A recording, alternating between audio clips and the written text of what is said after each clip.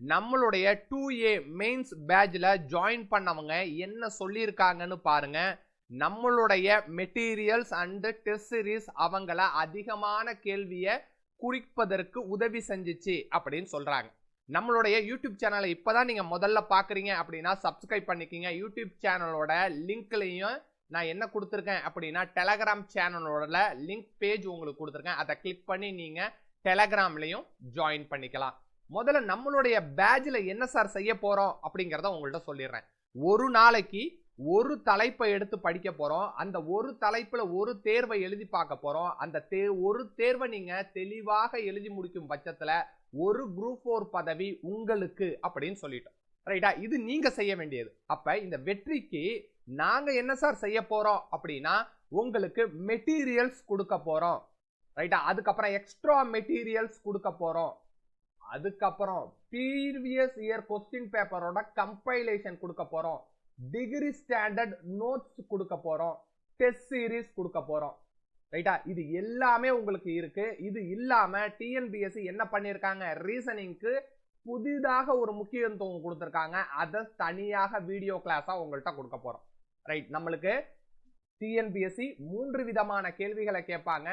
எளிமையான வினா, மெதுவான வினா, அது இல்லாம கடினமான வினா அப்படின்னு உங்களுக்கு தெரியும். ரைட்டா? அப்ப எளிமையான வினா, மிதமான வினா, கடுமையான வினாக்கு நமக்கு பதில் சொல்றதுக்கு தான் நான் என்ன பண்ணியிருக்கேன் அப்படின்னா மெட்டீரியல்ஸ் அப்படிங்கிறது எளிமையான வினாக்களுக்கான உங்களுக்கு பதில் சொல்ல உறுதியாக இருக்கும். மிதமான வினா அப்படின்னு நம்ம எப்படி சார் நம்ம பதில் சொல்றது அப்படின்னா அது எக்ஸ்ட்ரா மெட்டீரியல்ஸ்ல கரண்ட் அஃபேர்ஸ்ல நீங்க கான்சென்ட்ரேட் பண்ணும்போது இந்தியன் கவர்மெண்ட், தமிழ்நாடு கவர்மெண்ட் பட்ஜெட்டா இருக்கலாம், தமிழரசு மேகசின்ல இருந்து வரக்கூடிய கண்டென்ட்டா இருக்கலாம், நம்ம தமிழக அரசே வெளியிடக்கூடிய பாலிசி நோட்ஸா இருக்கலாம், இந்த தமிழக அரசு நடைமுறைப்படுத்தி கொண்டு இருக்கிற திட்டங்களாக இருக்கலாம். இதுல இருந்து வரக்கூடிய கேள்விகளை நான் எங்க கிளாசிஃபை பண்ணிருக்கேன் அப்படின்னா மிதமான வினாக்கள் அப்படின்னு கிளாசிஃபை பண்ணிருக்கேன். சரி சார், கடினமான வினாக்கள் வருதே அது எப்படி சார் நம்ம ஐடென்டிஃபை பண்றது அப்படின்னா டிகிரி ஸ்டாண்டர்ட்ல நான் உங்களுக்கு என்ன பண்ண போறேன், ஜிகேக்கும் ஒரு ரிவிஷன் மெட்டீரியல் கொடுக்க போறோம், தமிழுக்கும் ஒரு ரிவிஷன் மெட்டீரியல் கொடுக்க போறோம். அப்ப ஈஸியான கேள்விக்கு மெட்டீரியல்ஸ் இருக்கா சார்? இருக்கு.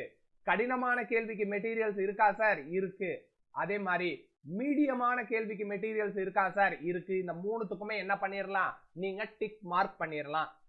Right sir? இந்த ஈஸியான வினா, மிதமான வினா, கடுமையான வினா டிஎன்பிஎஸ்சி ஆல்ரெடி கேட்டிருக்காங்களா அப்படின்னு சில மாணவர்களுக்கு தெரியப்படுத்துறதுக்காக தான் என்ன பண்ணிருக்கோம் அப்படின்னா ப்ரீவியஸ் இயர் கம்பைலைசேஷன் கொடுத்துற போறோம். இது எந்தெந்த தலைப்புல எல்லாம் கொடுக்க போறோம்? தமிழுக்கு தனியாக ப்ரீவியஸ் இயர் கம்பைலேஷன், ஜிகேக்கு தனியாக ப்ரீவியஸ் இயர் கம்பைலைசேஷன், மேக்ஸுக்கு தனியாக ப்ரீவியஸ் இயர் கம்பைலைசேஷன், கரண்ட் அஃபேர்ஸுக்கும் தனியாக ப்ரீவியஸ் இயர் கம்பைலைசேஷன் கொடுக்க போறோம். ரைட்டா? சரி சார், இது எல்லாத்தையுமே நான் தெரிஞ்சுக்கிட்டேன். இதை எங்க நான் அப்ளை பண்றது அப்படின்னா நம்மளுடைய டெஸ்ட் சீரிஸ்ல நீங்க அப்ளை பண்ண போறீங்க. நம்மளுடைய டெஸ்ட் சீரிஸ் எப்படி இருக்கும் அப்படின்னா ஒரு தலைப்பை எடுத்து தரவா நீங்க படிச்சுட்டு அந்த ஒரு தலைப்புல நீங்க தேர்வு எழுதுற மாதிரி இருக்கும். ஜிகேக்கும் அப்படிதான், ஜெனரல் தமிழுக்கும் அப்படிதான். ரைட்? இது எல்லாத்தையும் முடிச்ச பிறகு நம்மளுக்கு என்ன சார் இருக்கு, ஜிகேக்கு தனி ரிவிஷன் இருக்கு, தமிழுக்கு தனி ரிவிஷன் இருக்கு. இப்போ உங்களுக்கு மெட்டீரியல்ஸ் கிடைச்சிடுச்சு, எக்ஸ்ட்ரா மெட்டீரியல்ஸ் கிடைச்சிடுச்சு, டிகிரி ஸ்டாண்டர்ட் நோட்ஸ் உங்களுக்கு கிடைச்சிடுச்சு, ப்ரீவியஸ் இயர் கம்பைலைசேஷன் உங்களுக்கு கிடைச்சிடுச்சு, டெஸ்ட் சீரிஸ்லயும் என்ன பண்ணிட்டீங்க, ரிவிஷன் வரைக்கும் பண்ணிட்டீங்க அப்படின்னா அடுத்து டிஎன்பிஎஸ்சி எந்த தரத்திலான கேள்விகளை மாணவர்கள்ட்ட எதிர்பார்ப்பாங்களோ அந்த தரத்திலான கேள்விகளுக்கு நீங்க என்ன பண்ணிடலாம், மாதிரி தேர்வையும் எழுதிடலாம். அப்ப நமக்கு என்ன சார் வாய்ப்பு இருக்கு, குரூப் 4ல ஒரு பதவி உங்களுக்கு அப்படிங்கறதுல நீங்க என்ன செய்யணும் அப்படிங்கறதையும் சொல்லிட்டேன். நாங்க உங்களுக்கு என்னென்னலாம் செய்ய போறோம்னு சொல்லியாச்சு. டிஎன்பிஎஸ்சி ஆயுதமான எளிமையான வினா, மீடியமான வினா, கடுமையான வினாக்கு எப்படி படிக்க போறோம்னு சொல்லிட்டோம். எந்தெந்த வினாவை எந்த மெட்டீரியலின் துணை கொண்டு நம்ம பதில் சொல்ல போறோம்னு சொல்லிட்டோம்.